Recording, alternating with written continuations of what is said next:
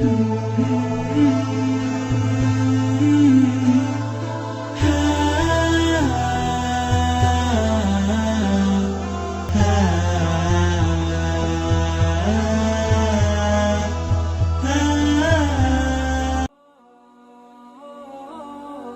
itu bisa masuk ke badan manusia dengan dua jalan. Jalan yang pertama adalah yang umumnya Allah bukakan dia jalan memang. Seperti hadis Nabi SAW waktu beliau lagi i'tikaf di masjid di Ramadan. Sempat salah satu istri beliau datang membawakan makanan, ngobrol dengan Nabi, nyampein hajatnya, namanya Sofia binti Huyai radhiyallahu anha, salah satu istri Nabi SAW. Waktu Sofia mau pulang dari masjid menuju ke rumahnya, karena rumahnya agak jauh. Yang paling dekat dengan masjid rumahnya Aisyah radhiyallahu anha. Ini Sofia agak jauh, maka Nabi SAW antar pulang. Karena gelap zaman dulu, nggak ada cahaya kayak kita sekarang penerangan lampu. Maka ada dua orang dari Ansar jalan melihat Nabi jalan dengan seorang wanita, mereka percepat langkahnya. Maka Nabi SAW tahu. Nabi mengatakan ala rizkikuma, pelan-pelan aja.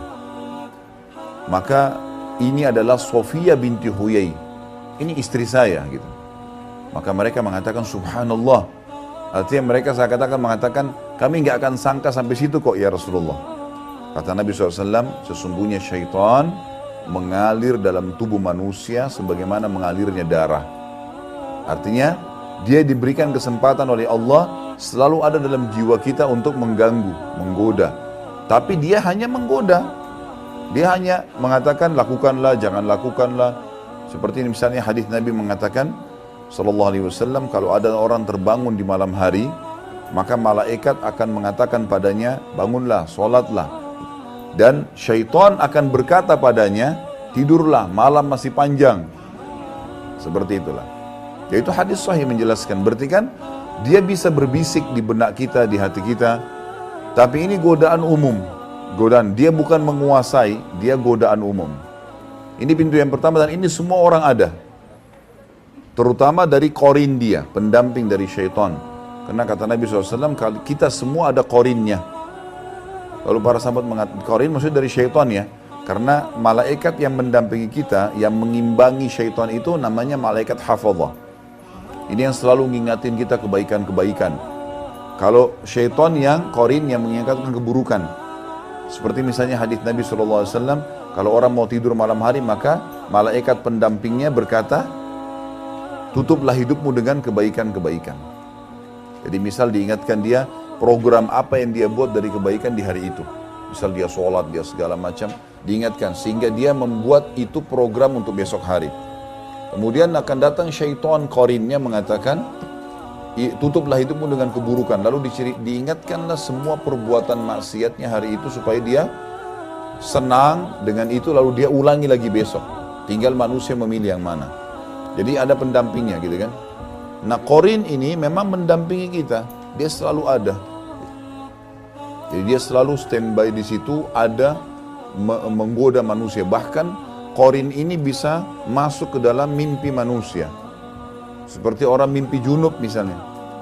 Mimpi junub itu dari syaitan. Jadi laki-laki sini jangan anggap prestasi itu. Orang mimpi junub. Atau misalnya juga perempuan, ada ibu-ibu atau akhwat yang mimpi berhubungan badan sama laki-laki, itu syaitan semua. Itu syaitan semua. Makanya Nabi SAW tidak pernah mimpi junub alaihi salatu wassalam. Dan insya Allah orang kalau istiqamah di jalan Allah, Allah SWT akan jaga dari itu. Jadi dia bisa mengganggu. Dia bisa mengganggu kita. Tapi sebatas gangguan, godaan. Dan caranya sederhana, tolak. Udah selesai. Kamu begini-begini, enggak, saya enggak mau. A'udzubillahi minasyaitonirrajim. Tolak saja. Syaitannya enggak bisa menjelma. Kalau kita disuruh berzina misalnya lalu menjelma tarik celana kita atau enggak bisa. Enggak bisa buat apa-apa dia. Ini qarin tadi. Yang kedua pintunya dari sihir. Nah, kalau sihir agak berbeda. Kalau sihir ini ada batas-batas, ada sesuatu yang dia bisa nguasain di jiwa manusia itu. Jadi dia akan lebih mempengaruhi jiwa manusia karena syaitan ini dikirim dari luar oleh penyihir dan dibantu oleh si korin.